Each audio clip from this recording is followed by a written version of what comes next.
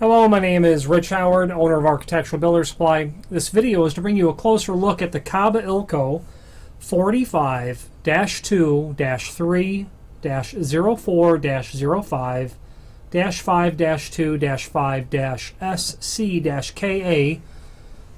Don't know why the part number is so long. Double cylinder deadbolt with a Schlage C keyway. Well, I do. There's a lot of different facets that go into this lock, and all those numbers mean something. Double cylinder deadbolt and antique brass finish. So these Kaba Ilco deadbolts, I like them a lot. I like them a lot because they are very simple in design. They are very low projection off the face of the door, very low profile if you like. And I'm going to show you all the various components that are included with them. First of all, you'll have the two outside cylinder housings called cylinder roses. Inside the cylinder roses are these trim rings. You will use these only if you have a door that's 1 3/8 thick. And this lock will work on doors 1 3/8 to 1 3/4 thick. So 2 cylinder roses.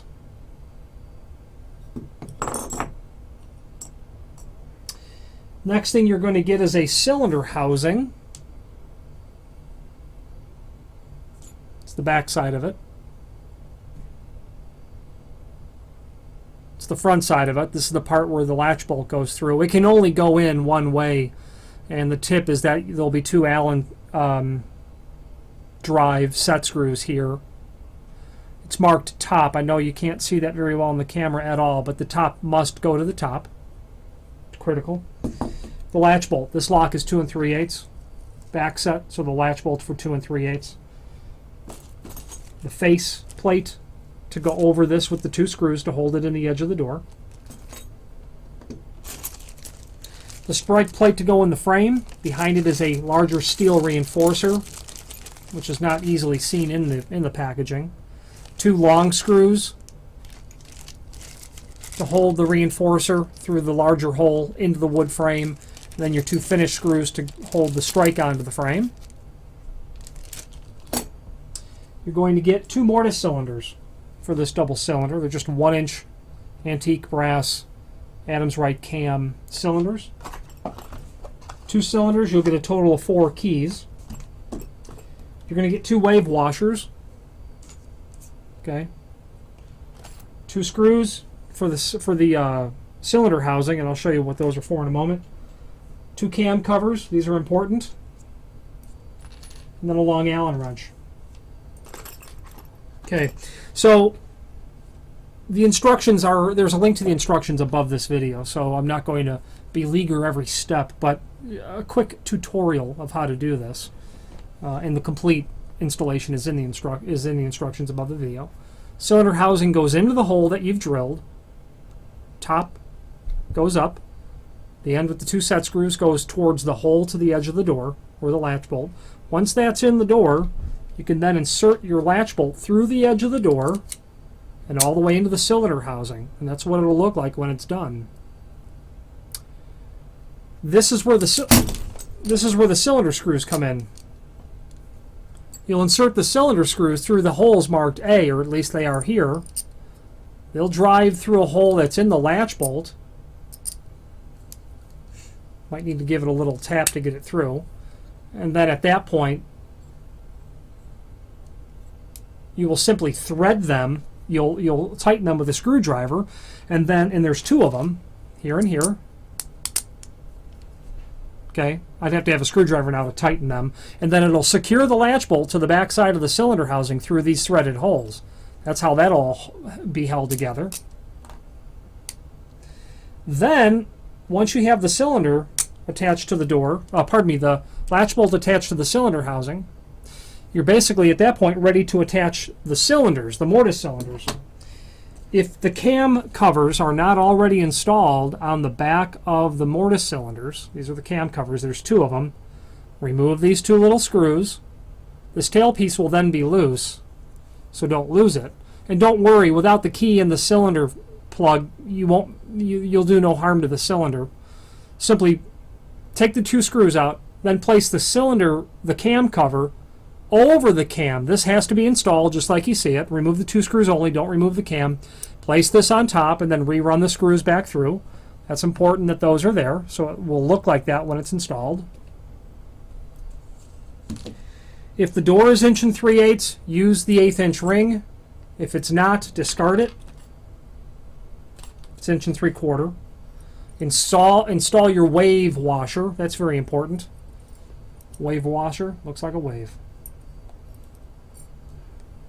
Insert the mortise cylinder through the cylinder housing, the cylinder rosette. It'll look like that. Okay. At this point, you'll insert the key into the cylinder and then begin to carefully, most carefully, thread that into the hole in the cylinder housing. With the key in the cylinder, you'll be able to use it as a wrench, but it will thread all the way in.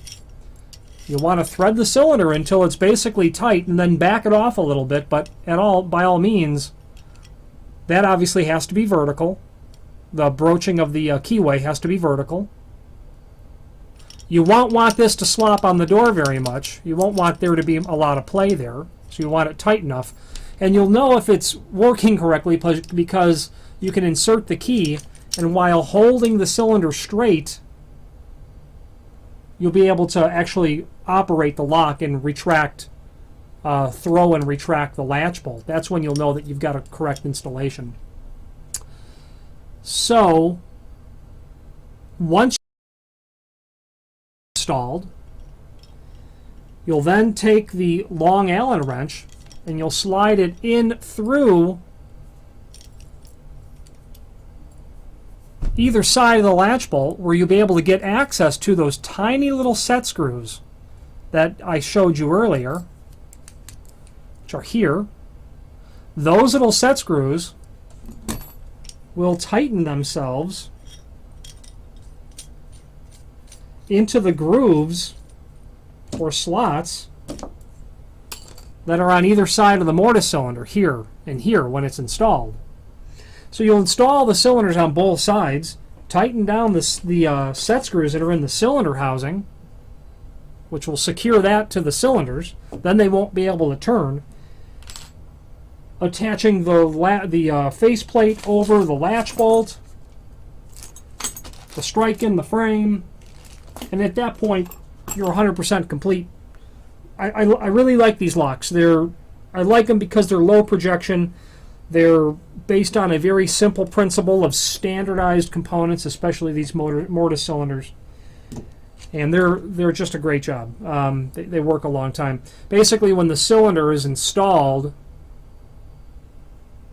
when the cam rotates, it will hit this lever bar that's sticking out here and force that to throw up and down.